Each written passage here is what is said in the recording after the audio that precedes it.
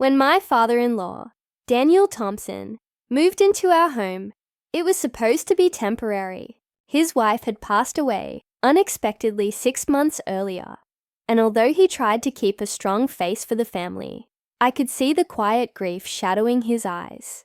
My husband, Mark, thought having him live with us for a while would help him heal. I agreed. Family should be there for each other in hard times, but I never could have predicted what would unfold in the weeks that followed. Daniel had always been polite but distant, the kind of man who spoke when necessary, but rarely shared anything personal. He had worked as a carpenter for over 30 years, his hands rough and scarred from decades of labor, and his posture still straight despite his age. There was a quiet dignity to him, the kind that made people respect him, without him having to say a word. At first, life in the house felt normal enough. He kept to himself most of the day, reading old paperbacks in the living room or tinkering in the garage. But after a couple of weeks, I started to notice odd little things. His bedroom door was always locked when he wasn't inside, and sometimes at night, I'd hear faint noises coming from upstairs, like the sound of drawers opening and closing. One rainy Thursday afternoon, when Mark was away on a business trip, I was folding laundry in the hallway when I heard a soft thump from Daniel's room. The door was slightly ajar, and light spilled out into the hallway. I hesitated for a moment, then knocked gently. "Daniel, is everything okay?" No answer. I stepped closer and pushed the door open a little more. He was standing beside the bed, his back to me, holding a small wooden box. His shoulders tensed the moment he realized I was there. For a brief second, I saw something in his eyes, a flicker of alarm, maybe even fear, but it was gone as quickly as it came. "I didn't mean to interrupt," I said softly. "I thought I heard something."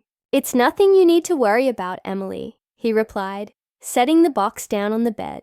His tone was polite, but there was a sharp edge to it that made my stomach tighten. I glanced at the box, noticing how worn it was. The wood darkened with age, the brass latch slightly tarnished. Something about it didn't feel like an ordinary keepsake. Before I could say anything else, Daniel stepped forward, closing the lid with deliberate care. "Just some old memories," he said, but his voice sounded strained, as if each word was carefully chosen. For the rest of the day, I couldn't get that image out of my head. The way he had clutched the box, the guarded look in his eyes, the way he had locked his bedroom door afterward.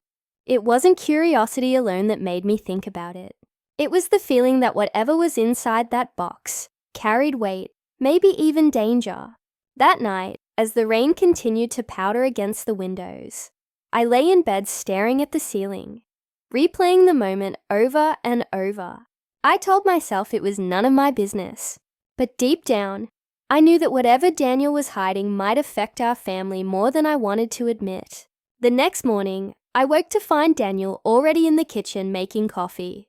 He greeted me with a small smile, but I couldn't help noticing the faint dark circles under his eyes, as if he hadn't slept much.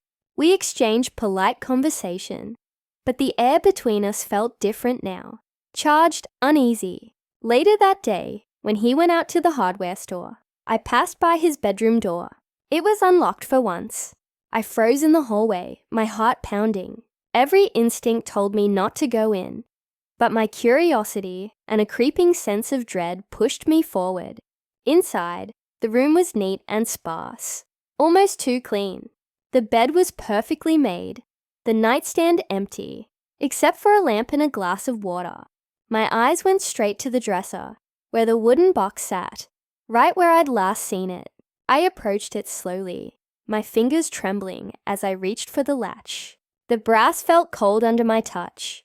I hesitated, glancing toward the door, half expecting Daniel to appear at any moment.